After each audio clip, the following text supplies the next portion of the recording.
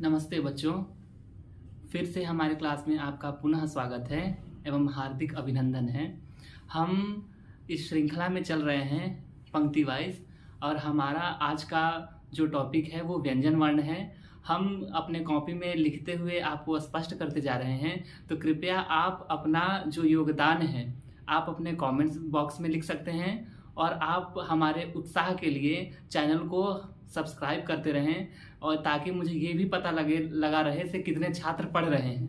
तो कोई विषय में यदि आपकी समस्या होती है तो आप कमेंट्स बॉक्स के माध्यम से कह सकते हैं। तो इसीलिए आज हम अपना टॉपिक स्टार्ट करते हैं। बच्चों, हम कल स्वर वर्ण पढ़े थे, स्वर वर्ण के भेद भी पढ़े थे। उसमें से पहला भेद हम लोग ह्रस्व स्वर, दूसरा दीर्घ स्वर और तीसरा प्लुत स्वर को हम देखे थे।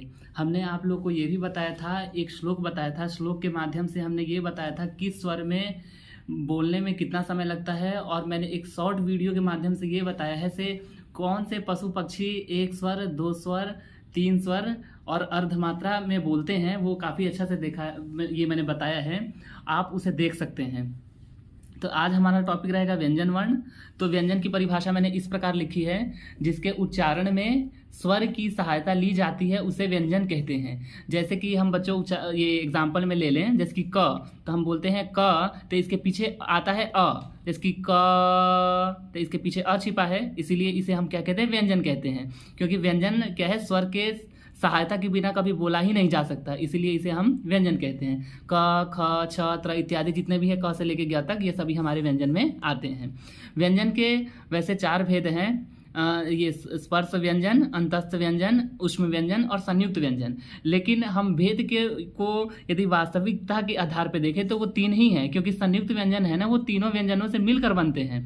जैसे कि बच्चों हम आगे फिर देखते हैं स्पर्श व्यंजन। तो स्पर्श व्यंजन उन्हें कहा जाता है जिसमें अन्य वर्ण कोई स्पर्श करे, छुए, उसे हम स्पर्श व्यंजन कहते हैं। ये हम इनकी संख्या 25 है। क वर्ग से लेके म तक, क वर्ग से लेके प वर्ग तक, क से लेके म तक, इनकी संख्या 25 है। तो क वर्ग में क, ख, ग, घ, अंग, च वर्ग में च, छ, ज, झ, ञ, ट वर्ग में ट, ठ, ड, ढ, अड़, त वर्ग में त, थ, द, ध, न, प वर्ग में प, फ, ब, भ, म आता है। और पाणिनि ने उन्होंने अपना एक सूत्र दिया है।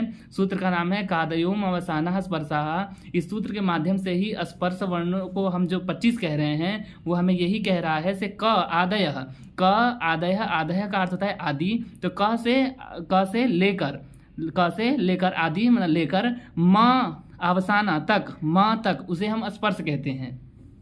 ये सूत्र आप लोग को समझ में आ गया होगा। आगे हम देखेंगे अंतस्थ व्यंजन। अंतस्थ व्यंजन में ये है, इनकी संख्या 4 है, य, व, र, ल। ये हमें कैसे पता लगा, तो हम पाणिनि ने सूत्र दिया अपना ये यणु अंतस्थाः। तो यण जो एक प्रत्याहार है, उस प्रत्याहार में जो यण है उनकी संख्या 4 बताई गई है, य, व, र, ल, उन्हें हम अंतस्थ कहते हैं। तीसरा है ऊष्म व्यंजन। इनकी संख्या 4 है, तालाबेश, मूर्धन्यसा, दंसा और ह। उन्होंने सूत्र दिया सल उष्मानम। सल प्रत्याहार का ऊष्म होता है, उसे ऊष्म कहते हैं। जैसे हम इसे तालाब्य कहते हैं, तालाबेश, मूर्धन्यसा, दंसा। क्यों इसे अलग अलग नामों से पुकारते हैं, क्योंकि तालाबेश में जो इस सा का उच्चारण है वो तालु से है, मूर्धन्य सा का उच्चारण मूर्धा से है, दंत सा का उच्चारण स्थान दंत से है, इसीलिए इसका नाम दंती सह भी कहते हैं। और ये ह। संयुक्त व्यंजन की बारी आती है।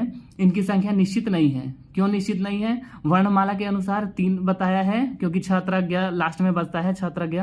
इसकी निश्चित इसलिए नहीं है क्योंकि ये स्वर है, चाहे व्यंजन हमने क से लेके ह तक पढ़ा है, उसमें से किसी अन्य दूसरे वर्ण की सहायता से फिर इसको नया बनाया जा सकता है, इसलिए इसकी संख्या निश्चित नहीं बताई है। वर्णमाला में निश्चित है लेकिन ऐसे निश्चित नहीं है।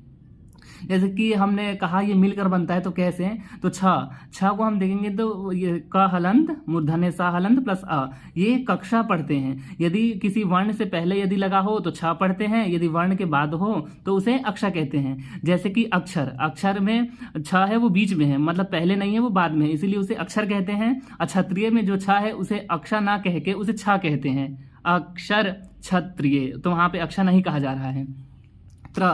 त्र में भी देखिए त हलंत, र हलंत प्लस आ, त्र, इसलिए संयुक्त व्यंजन है। क्योंकि क हमने स्पर्श में पढ़ा, र हमने अंतस्थ में पढ़ा और अ हमने स्वर में पढ़ा। इसी ये हमने पढ़ लिया ऊपर, इसीलिए इन तीनों से मिलकर एक नया ये वर्ण आ रहा है, इसीलिए इसे हम संयुक्त व्यंजन कहते हैं। जैसे कि एग्जाम्पल में और भी ले सकते हैं, जैसे कि श्री हो गया, कत है, तथा संयुक्त है इत्यादि। तो इससे हम ये समझ सकते हैं। तो बच्चों, हम इस प्रकार व्यंजन को विस्तार से पढ़े हैं।